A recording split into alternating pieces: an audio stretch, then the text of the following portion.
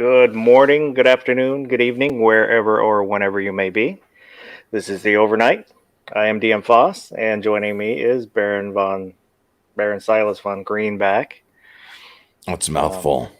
It is. So I'll probably just call you Baron.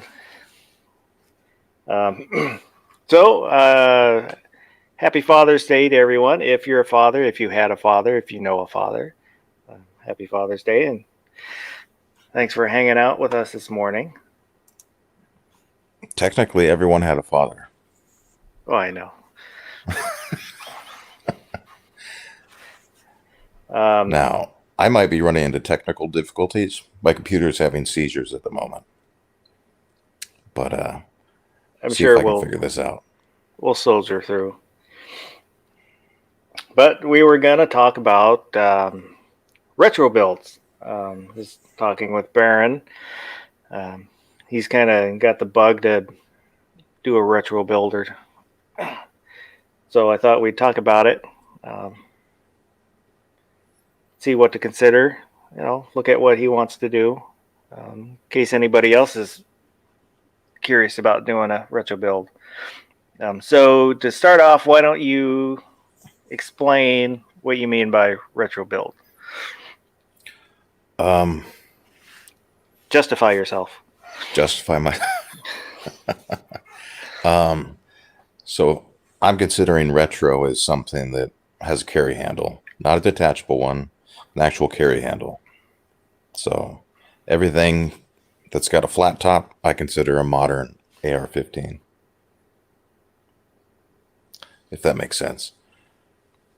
Yeah. And yeah, I've been looking into retro builds. I probably spent way too much time on this. But it all happened after watching some old in-range videos, and I was watching their Brownells reviews.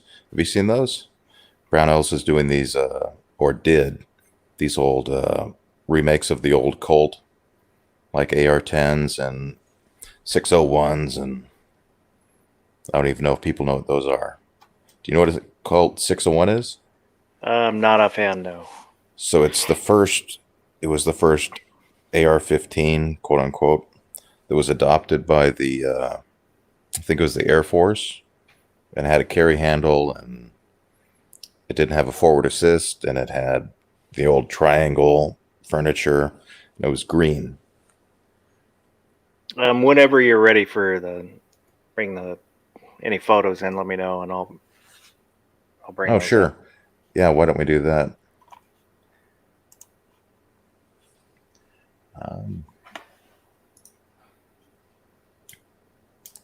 And it won't let me zoom.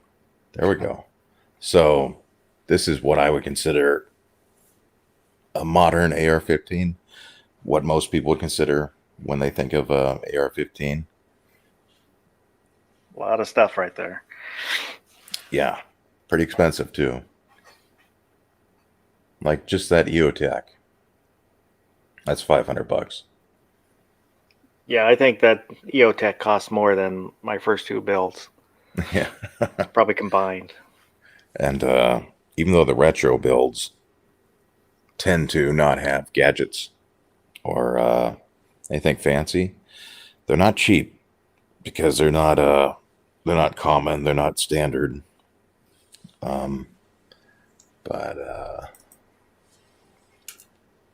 So going back in time, this is what I would consider like the first modern. I think that's a A3, M16 A3, or an A4. I'm not quite sure, but and we're missing a photo. Oh, it doesn't matter. I can open it up manually. No, I can't. Technical issues, people. But I bought this book by Larry Vickers, and it's the AR-15, and it basically goes from the creation of like the first prototype all the way through to I think it's Desert Storm. And the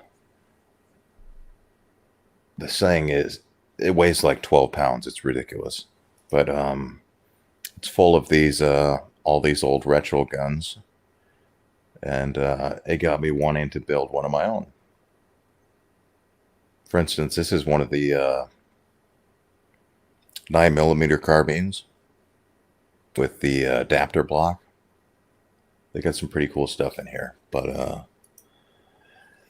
so this is one of the first AR-15s with the old brown furniture and the triangle charging handle. And doesn't have a forward assist, doesn't have a shell deflector. It's got the built-in carry handle sight. Takes 20 round mags. Even the swing swivel for the buttstock is different than what we're used to now. Yeah, on Doesn't have a trap door. On the triangle hand furniture fist. Yeah. The hand guard. Yeah, the hand guard. I was talking to the range officer at our range, and he said he was issued an A1, and the triangular hand guard were nice because it kind of locked your grip in because of the shape of it. When you pulled back, it gave you a lot more grip than the round hand guards do. Yeah, it reminds me of more of like you ever used one of those like bench rest bolt actions with the really fat hand guards? Kind of reminds me of that. But these old stocks used to be made out of fiberglass. You can see it in the photo, hopefully, but they weren't made out of polymer like they are nowadays. But that's the first one. Then here's a whole smorgasbord going from oldest to newest. So the 601 I was talking about is the green one, third one from the bottom.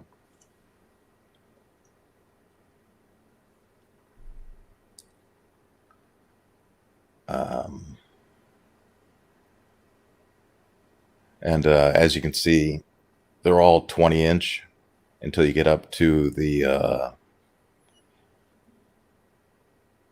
I guess that would be called the dissipator. I forgot the model number, but that's when they wanted to have a shorter carbine version. So they wanted a 16-inch barrel. The funny thing is they still used a rifle length gas system because they wanted to have the longer sight radius, but they were more unreliable than the 20-inch because the pressure bled off as soon as the barrel left the bullet left the barrel. There wasn't much time for the pressure to get all the way into the system. But there's easy ways of mitigating that. You just have to drill the port a little bigger so it can get more gas through. Or you can do this thing where you hide a carbine length gas system under the handguard or a mid-length. And so they call those faux dissipators. You ever heard of those? No. No. Well, PSA actually has some on sale right now. They're selling, I think it's for $300. You get a 16-inch barrel with a carbine or mid-length gas system, upper. Doesn't come with a bolt carrier group or the charging handle, but it's a pretty good deal. And then you get the full rifle length sight radius. But so here's a 601. That's what you would have got issued in the Air Force when they first started getting rid of the M14. But what do you think? Am I Oh, crazy for liking that? when you showed me the picture before, I didn't like it, but I don't know. I kind of like it now. Right? Seeing it out in the wild. Yeah. But yeah, that's a pretty cool looking gun. It's a shame that when they issued them, they messed with the type of powder the 5.56 was supposed to get, and it messed with malfunctions, and they didn't give them cleaning kits, and it was just what they call it. They called it the Mattel Death Trap because From your what? gun was going to jam and get you killed. Yeah, from what I had heard, they didn't include any cleaning stuff because of the chrome lined barrel. That Yep. they thought it would keep it clean, and then when they got into Vietnam, they didn't stay clean. Yeah, that's just. Can you? Those cheap bastards. How many people do they get killed with that? But yeah, I'm a pretty big fan of this. Some of you guys out there would rather have the AK, but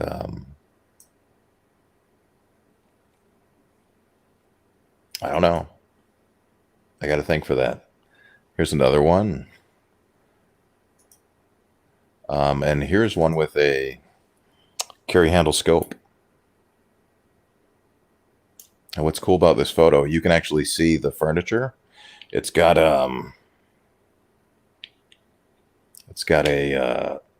it's actually green paint over the old brown stock that you saw in the prototypes. So it's a brown fiberglass stock with a OD green paint over the top. Which is why when you see like the modern Brownells repos, or they're just using polymer, they don't look quite right. They're matte. This is more of a, what would you call that? It's not quite gloss, but I have no idea what they looked like when they were issued. It might have been glossy. Yeah, I don't know. It's hard to tell because it just looks like an oxidized finish. Like that looks. That's definitely not matte. Well, it's probably not good to have a shiny rifle in combat. I don't know. I'm not But taking it to Vietnam anytime soon. What about you? G Webs was asking what's the origin of the interest in the vintage ARs. I got tired of M-Lock and pick rails and lasers, and I already got all that stuff. It's boring. So you just wanted to go back to basics. Yeah, if I could throw wood on it and it wouldn't weigh 15 pounds, I'd probably do that too. But I'm not there yet. See, look, that's a gloss. And that's a select fire, full auto.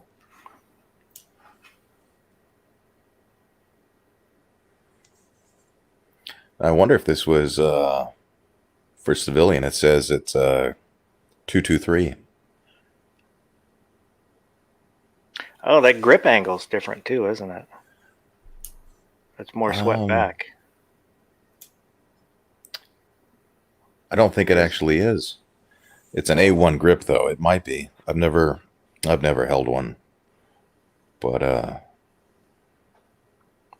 could be an optical illusion.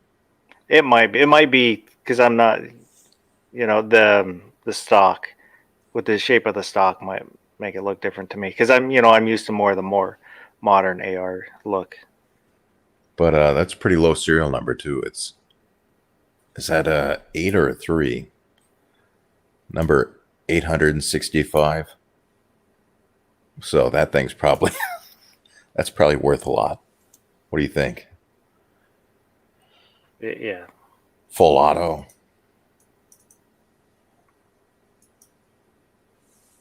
And from what I understand, those are old resins, not the same we use today, more like Bakelite than nylon. Could be. So at the point the M16 became adopted, I'm skipping the M16. I'm going from the 601 to the 607. But they wanted to have a carbine to replace, they were using Thompsons in Vietnam. And those things, what, aren't those like 12 pounds without the drum mag? Yeah, I don't remember how heavy they were, and I can see the 45 round in the jungle being a problem. So they wanted to get something more handy than a 20-inch AR-15 or M16A1. So they created this little Colt 601, and it's a 10-inch barrel. But the cool thing is the stock. It kind of looks like compact A2. It actually slides open, as you can see in the second part of this photo. It slides open on the buffer tube.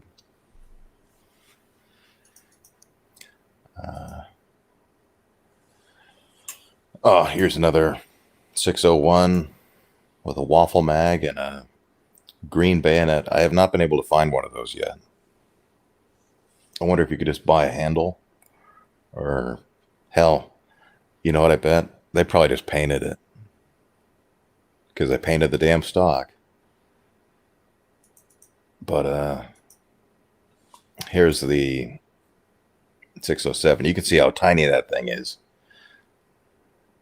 And it would definitely be a lot easier to carry around. Of course, you lose ballistic efficiency with a barrel that's half the size, but Well, that's probably twice as loud too. yeah. And they put a little what do they call that thing? God, I'm having a brain The muzzle thing. device. Yeah, the muzzle device. Yeah, it kind of looks more There's a like name. yeah.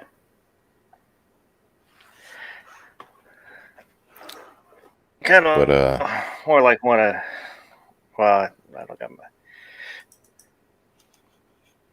like one of those fake suppressors. yeah, it's, can't think of the stupid name of it. I'm holding it right in my hand right now, but it pushes the sound forward. Yeah, what are they? Linear comps? Something like that. Linear compensator?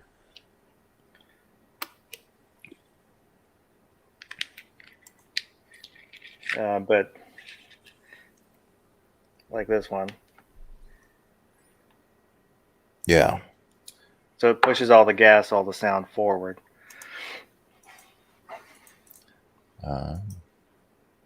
And here's a 607 with a scope, and right below that, that's a early red dot. You ever seen one of those? No, but yeah, for mandatory, we're a little different than like the flash suppressor that most people will think of, like a A2 cage. Um, it I think linear comp said what we decided we were going to call it, is what they Well, call it. that's what you have. Yeah, I can look it up because real it kind of fast. looks similar to what's on this, like this one here.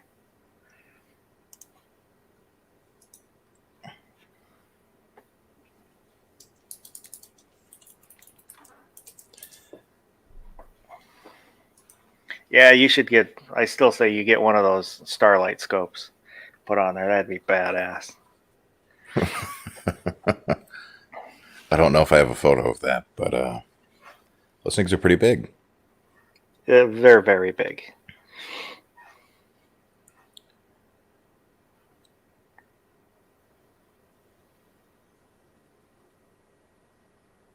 Well, I'm not finding it. I'm sure someone in the G-Webs must know what that is. But I don't know. Is it weird that I want that?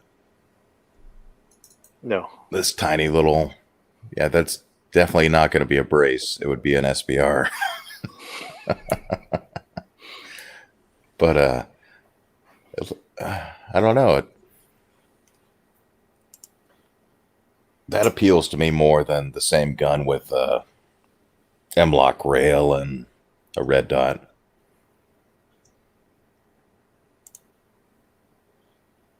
I don't know. It's, it is retro cool, I think. And it's got a 3-prong flash hider. I wonder if they're using a special sling, because that looks like an old like one I got for my Garand, but they must have shortened it somehow.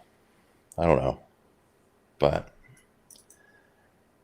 problem with these things is how damn expensive they are. You're not going to get an original, and the stock, this stock right here. Go back to that last picture for just a second.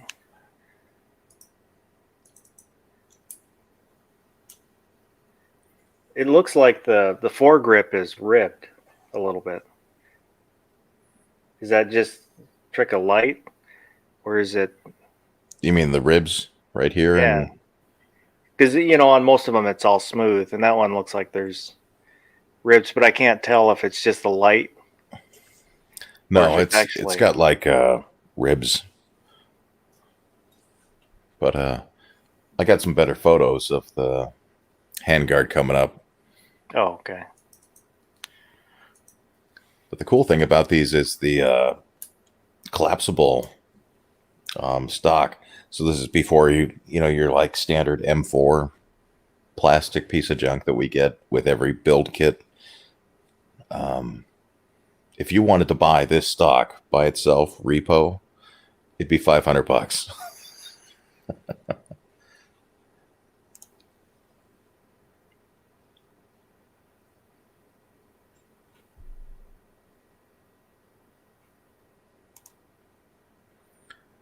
If you see this handguard in this photo, you see how it's not big enough at the rear? It's not touching the, what do you call that? The triangle handguard plate. It's because people are making these custom. So somebody took like a A1 handguard and hacked it down and then just slid it in there. So when you were saying the other one looked kind of weird, these are all custom made by somebody in a garage.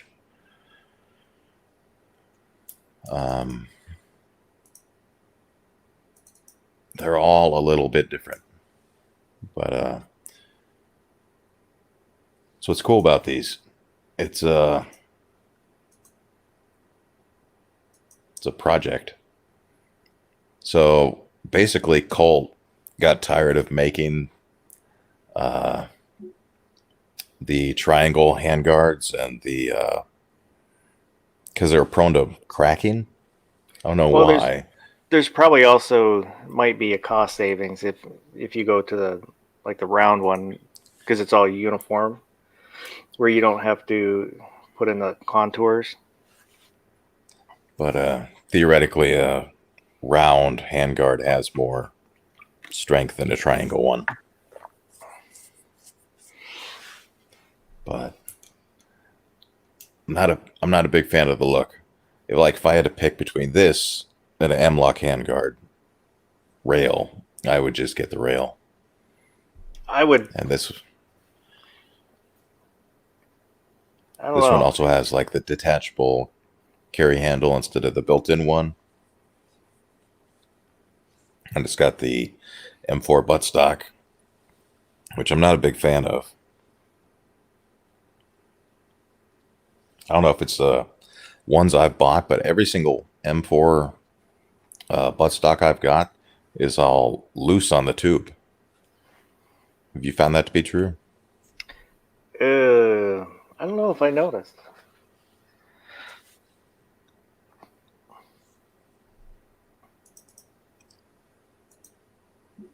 But it's photos are out of order. But so this is the real military M4 carbine wouldn't be a 16-inch, but this is what they came up when they were trying to do a shorter 16-inch gun, something in between the like crazy small 10-inch and the 20-inch long one. So this is actually a 16-inch barrel with a rifle length gas tube. What do you think of that? I think it's pretty ugly. I think it's kind of ugly too. It looks like with the shorter somebody ones, just grabbed parts out of a bin. those shorter ones, I liked them both. You know, the triangle handle foregrip is kind of old school, so it has, it's old school cool.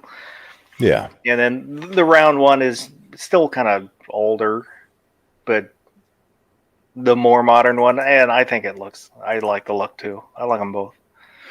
If I had to choose between them, I don't know. It'd probably just be how I felt that day. Now, I will say it does look better in green, but that's just my preference. If I had to pick one, that compared to this, I pick green, but I think we can do better than that.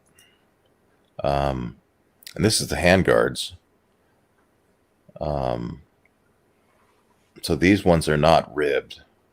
So the other one must have been a custom job that guy made himself. These ones are ripped for your pleasure. Yeah. Show these to Deagle. No, let's not get into that. Let's move on. Okay. You were saying. Yes. So these are this is what Brownells is selling for like $70. And you can get the A2 buttstock, A2 grip, and A1 buttstock, A1 grip, and the A1 handguard in black. But it's definitely not, aesthetically, like dimensionally, it's accurate, but they went for like a matte chalky finish. Do you know what I mean? Yeah. And I assume they did that for all the people reinvading Vietnam that don't want a glary gun, right? But and then there's their green for their 601. I don't like that black butt pad on that. Yeah, and they're brown.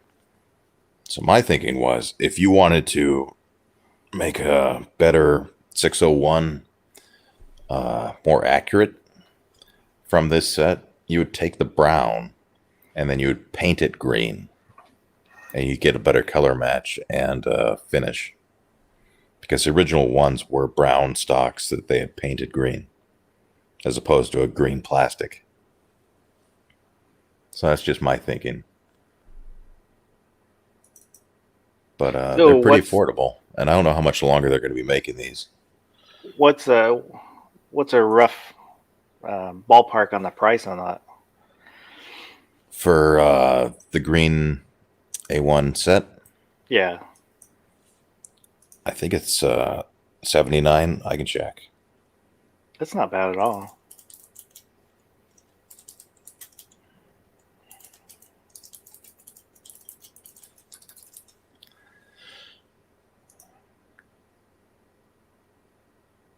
Okay, so when I checked, they were on sale. Now they're $84.99.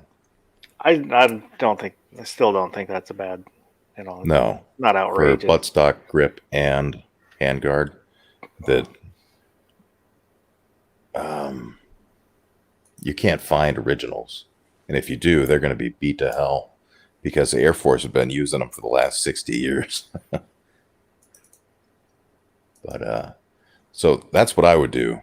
If I was to build the 601, I would buy this set for $84, and then I would paint it OD green, and you could do a semi-gloss or a matte, whichever one you want. But I'd probably go semi-gloss or gloss, just for shits and giggles.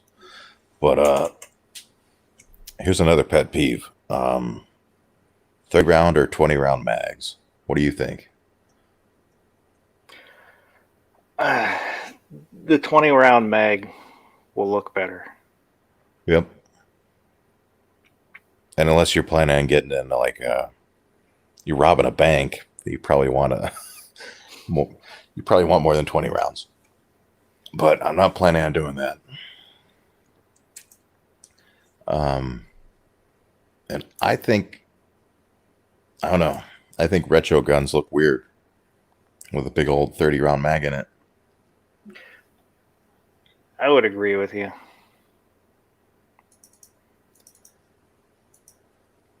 And here's a good comparison. I would definitely pick the one on the top.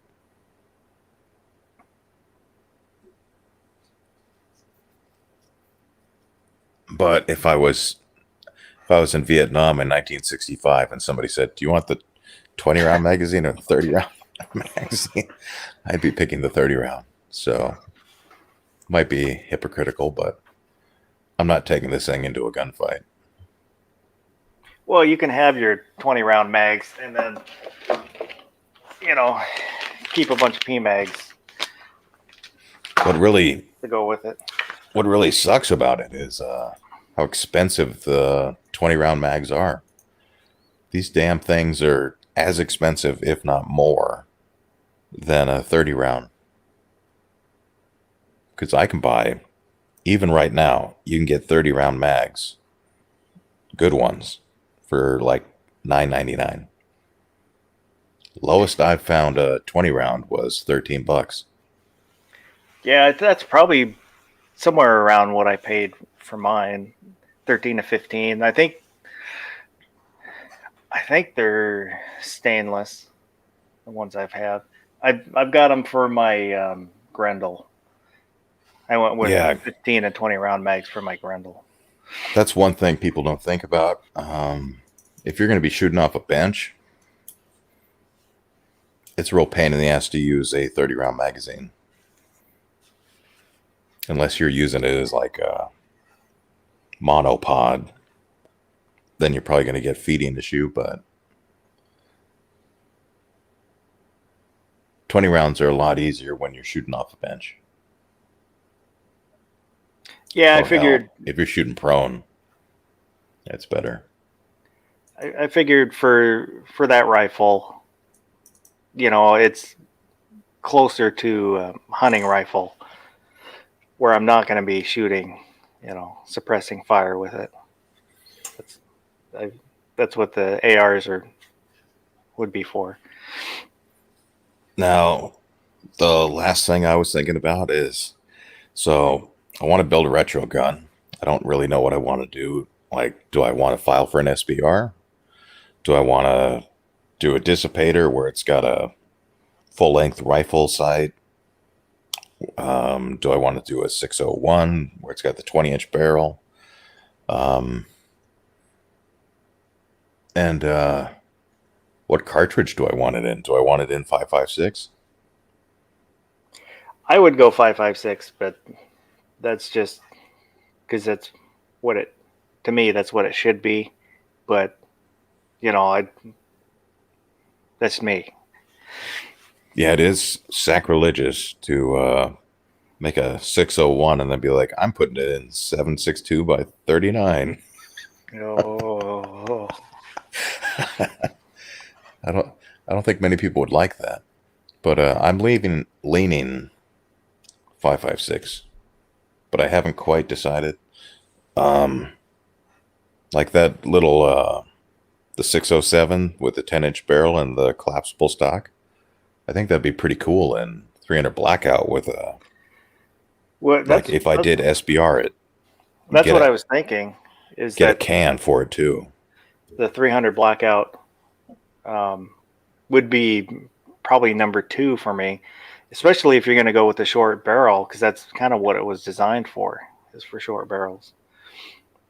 And And it's not as good as 7.62 by 39, but it's good enough for what it's going to do. You can only kill somebody so much.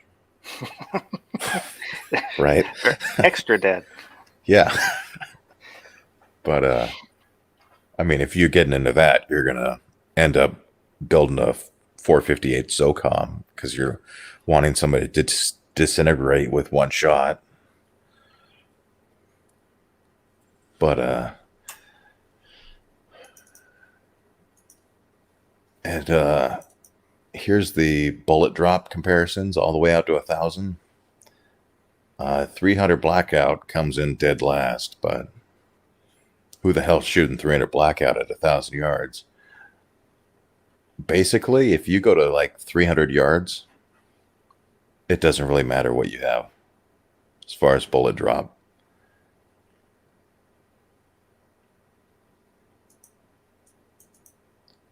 But not many people are shooting past 300 yards. Well, Wind drift. you kind of get into the more boutique rounds when you Yep. get 6.5 up there. Grendel is the Well, king of wind drift for an AR-15. What about like 350 Legend? I haven't really looked into it. Just that seems to be the kind of popular one right now. I have not looked into that, but from what I know, it's popular because it's I think it's a 5.56 case that they fire form out or to straight wall, so then you can use it for hunting in places where you're not allowed to use bottleneck cartridges. Yeah.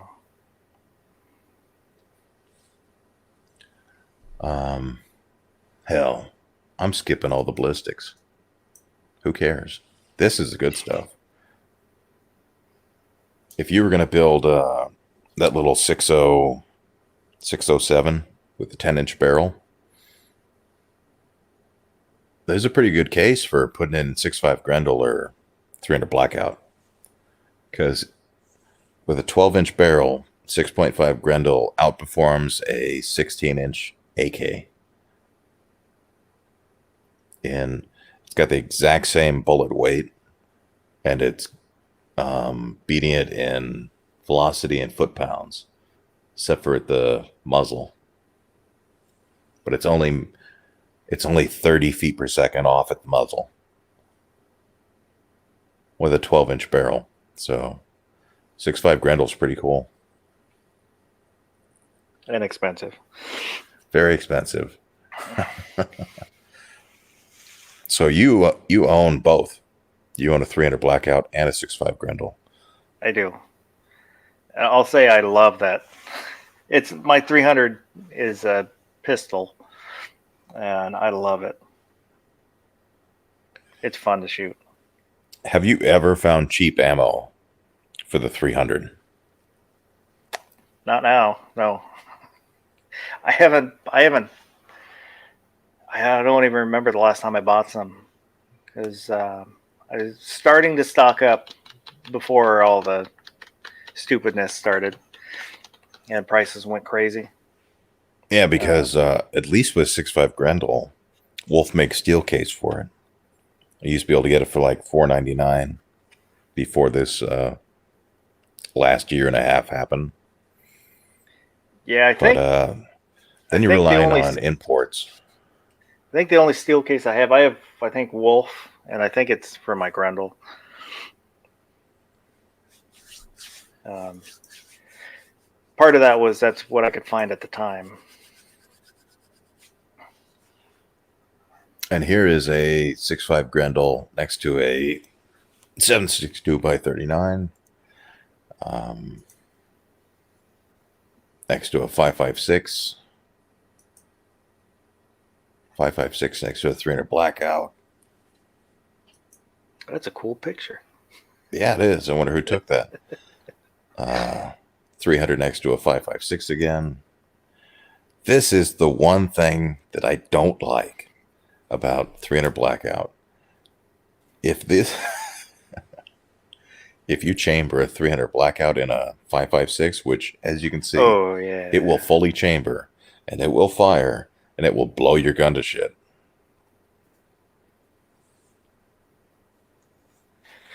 Yeah. I've got all my. I think I put all my mags away, but I've got bands on all my 300 Blackouts, and then I just swapped out the uh, back of the mag release, so it's marked 300 Blackout. So you know it says it on the gun, just to try and be extra more safe. Yeah. The problem is you build a retro gun. You got a 10-inch barrel, you SBR'd it, you put a can Oh on it, yeah.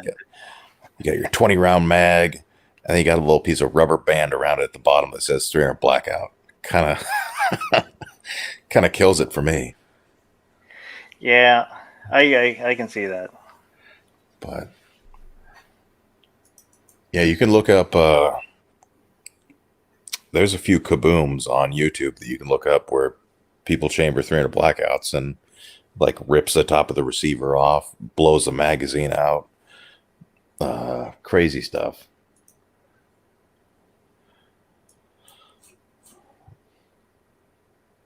And that's it. That's the last photo.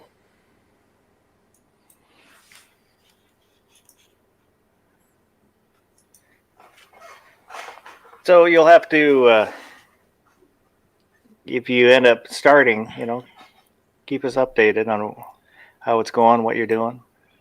Yeah, that's a problem though. Right now, trying to find stuff for affordable prices, like that stock set. Yeah, buy that. With that like $500, the 607 $500 rear stock. Yeah, that That's was crazy. that's hard You to told me that. justify at the moment. For just the stock, $500. Yeah, could almost build the 601 for 500. But yeah, that's what I've been.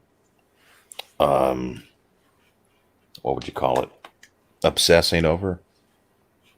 But if anyone's out there is interested, you should definitely pick up Larry Vickers' AR-15 Volume 1. Get the second edition.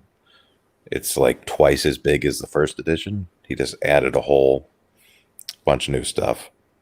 It's a little pricey. I think it's about $100, but A it's lot worth of it in my information in opinion. there. Yeah. Plus, books like that don't go down in value because they only print so many. G Webs was wondering if you're leaning in a certain way, direction.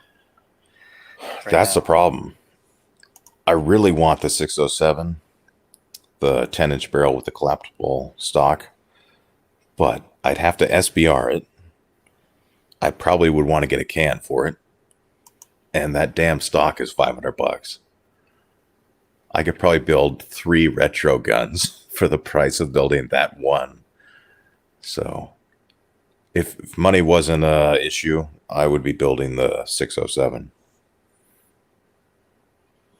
And for DJ, we just mentioned it, but I don't really know much about it, and I don't think Baron does either. I haven't really looked into it. Other than that, seems to be the popular flavor right now.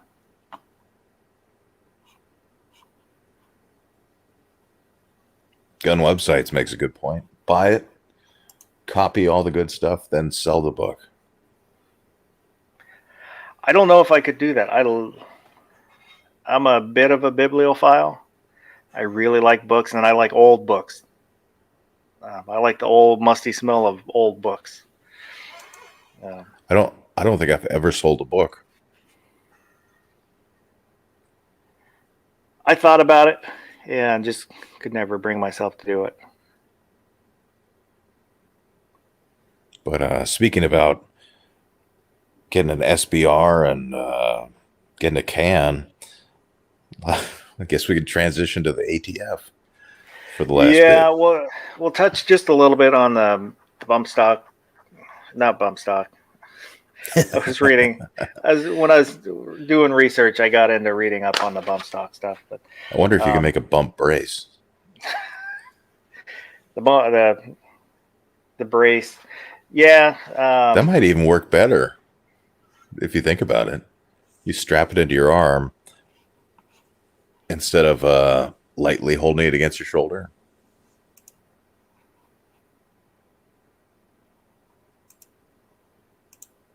Now I'm going to get a visit.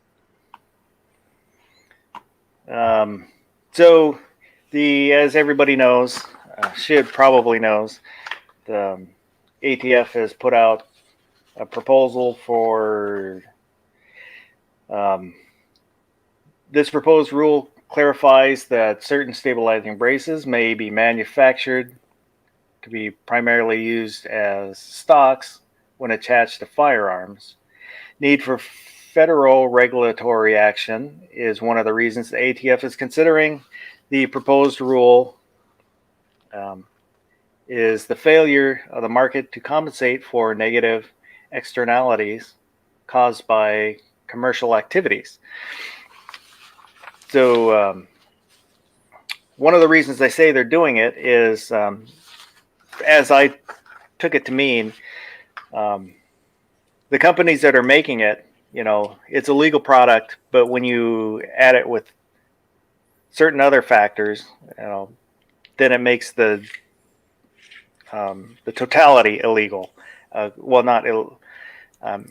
Makes it so it falls under the NFA. Yeah, regulated. In the wording, kind of references a few times their fear of the short-barreled rifle or short-barreled, shotguns. Anything small that can be hidden. Apparently, every criminal is using. So yeah, they all have 607s. Yeah.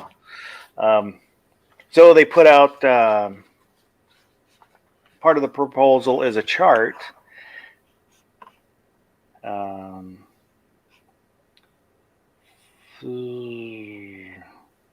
on here. So you can see, and it's kind of like a worksheet, so you can see if the setup you have fits their guidelines. Yeah, they have a score sheet.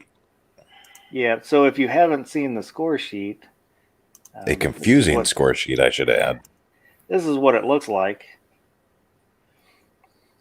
So if you have sights, that's a paddling. If you have a red dot, that's a paddling. If it's too long, that's a paddling. If it's too heavy, that's a paddling. Foregrip, that's a paddling. If it has a collapsible brace, you better believe that's a paddling. There's links. I put links for one so you can go comment. I don't on the whole. I don't really think this is changing any rules. They reference definition of a rifle, but it kind of seems to be a rifle with a brace is what they're trying to reference. But because if you look at the last proposal that they tried to do last year, it's what was that, December? Yeah, December 20th or whatever. But this is the chart. So basically what's on this chart was just written out. And so they made the chart so it's a little easier to follow. And I'm not defending the ATF or their existence, because I don't believe the NFA should exist. But just talking about what they're doing, And this also is because they were told to do this. But they had 5 different options that they looked at doing, 5 different alternatives. And some of them were like, just ignoring it all, or them letting everybody get a tax stamp for free. I don't remember what all of them were, but there was a simple criteria list that they were thought about doing, where it made everything really simple, but they didn't feel it covered everything. And then the option that they're pushing, which was their favorite, was your worksheet.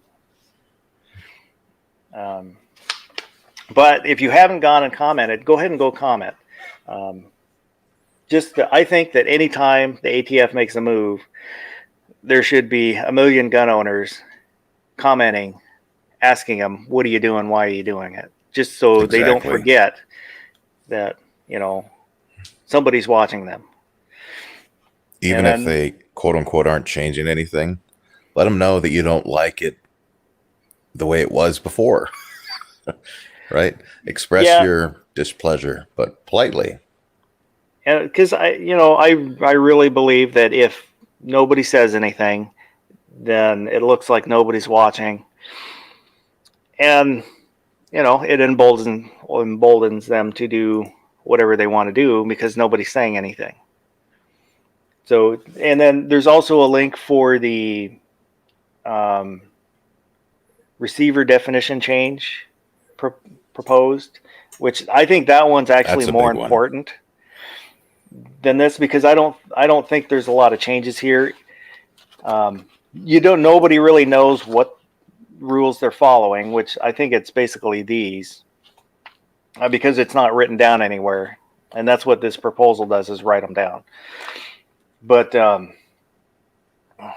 aside from that, the receiver one is more important, because they can't do that. It's codified law. They cannot change codified law. Congress has to do that. But as I said, anytime they do anything, we should all be commenting, whether it's innocuous or not, just to make sure that they know, we're still watching. Yeah, and I just checked.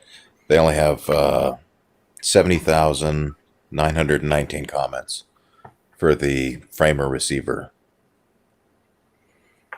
Yeah, so and it only takes a few minutes.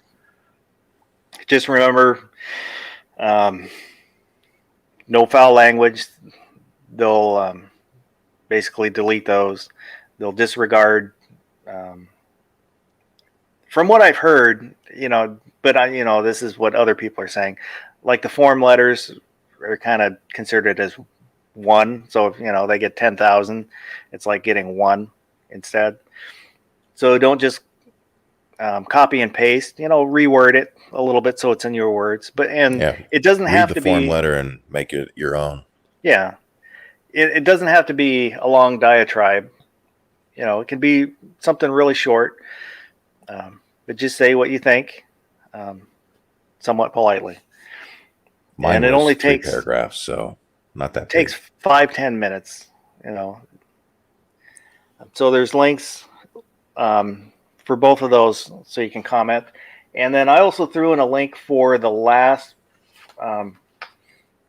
proposed thing for the braces from back in December, so you can go back and look and see what they had written there, and compare it to what they're doing now, if you're curious. Because I was kind of curious. I wanted to try and see if there's changes, what those changes are. And from what I kind of scanning through it, I didn't see a lot of changes between the two. I think this is what they wanted to do. But with all the pushback they got, they kind of realized they weren't doing it the right way, so they thought maybe this was the right way. But hopefully they'll get a lot of pushback on this too. What do they come back the third time? Then we comment again. I'm just wondering what it'll be. I don't It'll know. be that photo you put up. It's just the old guy with the paddle. It's a paddling. Yeah, and kind of the last few things were kind of kicked off by executive orders or executive mandate. Is that what Biden's was? He politely asked them to do something. Yeah, but being they're under him, so when he asked, they have to do something, and this was their something.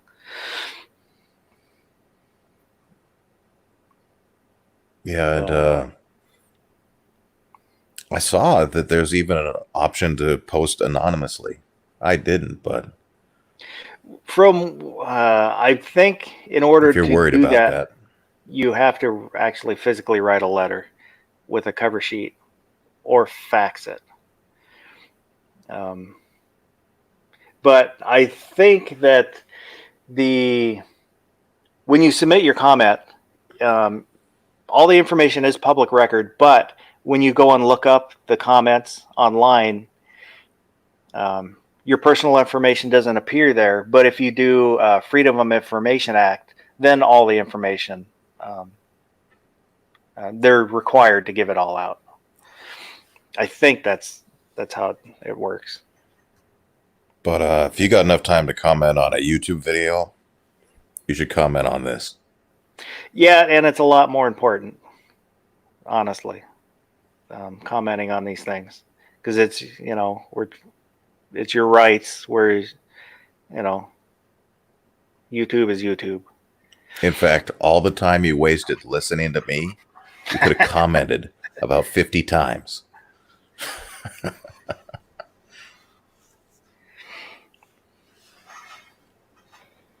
Yeah, I didn't want to get too deep into the brace stuff just because it's been covered by a lot bigger channels in a lot more depth and a lot better way than I would.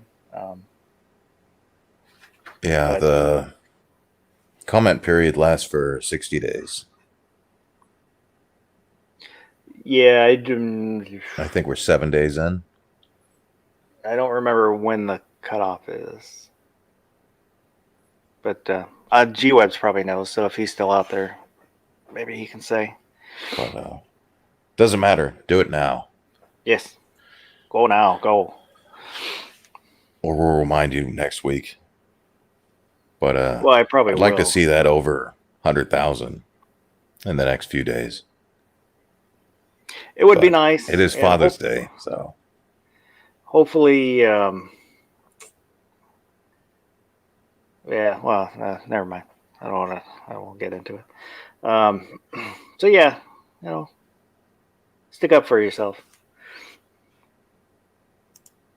Yeah, and G-Web's has been reading comments. He's done a few shows where he's just read comments. And if you got time to read the comments, then maybe give you ideas for what you might want to say in your comment. I'll mention a piece of my comment. I said that it was unconstitutional to throw someone in jail for 10 years for bypassing a $200 fine because that's cruel and unusual. Because if I miss $200 on my yearly taxes, I just have to pay them $200. They don't throw me in jail for 10 years if they audit me. Yeah, and that's I heard somebody talking about that, and I can't remember. It was interesting, but I can't remember what they said about it. Like in Washington, if you steal cash and it's less than 1,000, it's not even a felony. But if I, quote unquote, don't pay the feds $200, that's 10 years in jail. That's insanity. I'll agree with you there. So yeah, go comment. number one advocate for your rights should be you. You know, the big organizations can do a lot of the heavy lifting, but you know, it's your rights. Stick up for your rights. Yeah.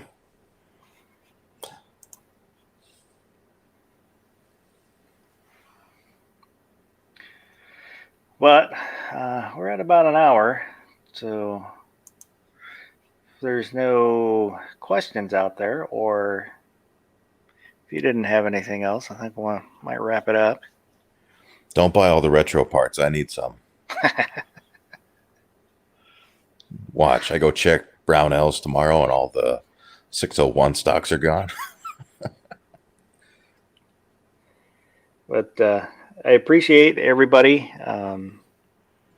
coming and hanging out this early in the morning on Father's Day.